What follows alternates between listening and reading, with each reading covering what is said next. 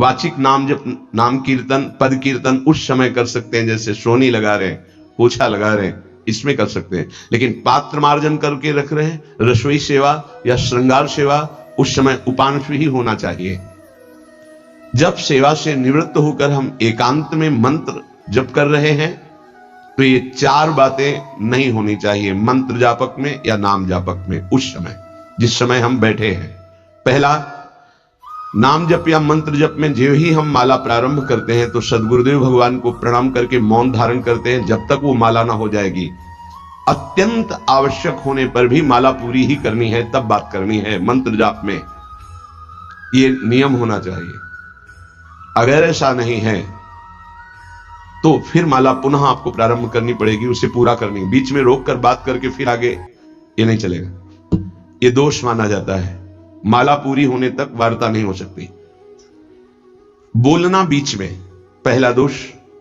दूसरा, इधर उधर देख ऐसे माला जपने की, मेरुदंड सीधी, नासाग्र दृष्टि ऐसे। जिसे नींद आने की संभावना है वो आंख मूंद के भजन करने मत बैठे। नहीं, कंबल या शाल ओढ़ा, आंख मूंद ली तो माला छूट जाएगी और आपका समय व्यतीत हो जाएगा नींद में, ऐसा प्राय होता है। कठोर आसनों पे बैठ करके नींद ना आवे इसलिए नासाग्र दृष्टि रख के जप किया जाता है। उस मंत्र का ध्यान करते हुए आंख खुली हुई, बार बार पलक झपकना ऐसे ऐसे, ये नहीं, नासाग्र दृष्टि रखते हुए मंत्र जप करते हुए बोलना नहीं। जैसे 11 माला का नियम दिया है गुरु मंत्र का, तो जिनकी विशेष विशेष सेवाएं हैं, जब आपको समय मिले, जितना मिले अधिक से अधिक आप मंत्र जाप करें। जब आप आसन पे बैठकर मंत्र जाप कर रहे हैं तो बोलना नहीं है, माला पूरी होने पर ही बात करें अगर कोई अत्यंत आवश्यक है। दूसरा, इधर उधर गर्दन हिलाना, देखना, ये नहीं। मेरुदंड सीधी, आंख खुली हुई, आंख मूंद के नहीं जपना। एक महाभागवत की पत्नी निरंतर भगवदाकार वृत्ति में रहती थी। उनके पति जब पूजा में बैठते तो आंख मूंद करके बैठते, ध्यानस्थ से। एक बार उन्होंने पूछा, प्रभु आपके आंख मूंदने और आंख खोलने में अंतर पड़ता है क्या? उनका पड़ता है। तो बोले आपकी पूजा अधूरी। हम चाहे बाहरी दृष्टि में हो या आंतरिक दृष्टि में हो, एक ही चिंतन होना चाहिए, आंख खुली हो या आंख बंद, तभी सच्चा उपासक है। तीसरा, हिलना मंत्र जाप के समय। ये कीर्तन में हो सकता है, पद गायन में हो सकता है, लेकिन मंत्र जाप के समय हिलना नहीं, ये नहीं। गर्दन घुमाना, बात करना। चौथा, हंसते हुए प्रपंच की वार्ता करना, हंसी मजाक चल रहे, बोलना मतलब उत्तर देना। चौथे में जो हंसते हुए प्रपंच वार्ता करना। बैठे कुर्सी में 3 लोग, माला हाथ में, प्रपंच की वार्ता। अपमान कर रहे हो माला का, मंत्र का। आप क्या कर रहे हो? उपहास कर रहे हो। 4 लोग जा रहे, माला सरक रहा है, बातचीत कर रहे, तो माला सरकाने से थोड़ी भगवत प्राप्ति होगी।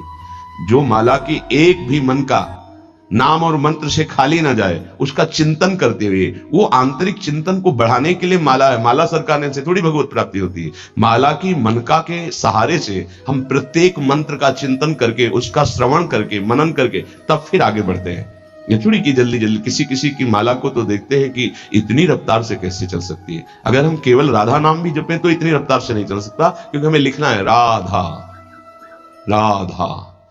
फिर अष्टादशाक्षर मंत्र या द्वादशाक्षर मंत्र, फिर इन मंत्रों को तो कैसे आप इतनी जल्दी, कैसे बिना अक्षर मात्रा दर्शन के कैसे आप मन का सरका दिए? 11 माला बहुत होते हैं। अगर जिस पद्धति से कहते 11 माला कर लो तो बहुत जल्दी मानसिक सिद्धि प्राप्त हो जाए। सामने मंत्र लिखा हुआ है, हर बार नवीन मंत्र की रचना कर रहे हैं। हर मन के पे, एक मन के पे पूरा मंत्र लिखा, फिर एक मन के पे पूरा मंत्र, फिर मन। देखो मन कहां भाग के जाएगा, मन निर्विषय हो जाएगा, सच्चिदानंद की तरफ दौड़ पड़ेगा मन। जब के समय किसी को उत्तर देना, इधर उधर देखना, शरीर को हिलाना, हंसते हुए हंसी मजाक वार्तालाप करना, 4 बातें जब में निषेध है। जब काले न भासेत नान्यानि प्रेक्षेत बुधा न कंपेत शिरोग्रीवाम दंता नैव प्रकाशयेत। 4 बातें। ए हंसी मजाक, 2 साधक चल रहे रास्ते में, माला भी चल रहा, हंसी मजाक। ए तुम्हारे पास समय कैसे? तुम्हारा माला कैसे चल रहा है? तुम वार्ता कर रहे हो, हंसी मजाक कर रहे हो? ऐसा नहीं, इतने सिद्ध नहीं हो गए हो। जो शास्त्र जब काले न भाषेत नान्यानि प्रेक्षित बुधा न कंपित शिरोग्रीवाम दंतान नैव प्रकाशित। माला जपते समय ये ऐसे हिलना डुलना, शांत, हंसी मजाक न, दंतान नैव प्रकाशित, दांत नहीं दिखाई देने चाहिए। गुरु मंत्र के समय तो मुख से वायु भी नहीं निकलनी चाहिए, मुख से। बस ये स्थिति, थोड़ा दांतों के बीच में जगह है, जिह्वा का अग्रभाग ऊपर के दांत के जोड़ पे है, हल्की सी नाक की श्वास से मंत्र का उच्चारण है, उसी का श्रवण है, और नेत्रों से दृष्टि में हम देख रहे हैं।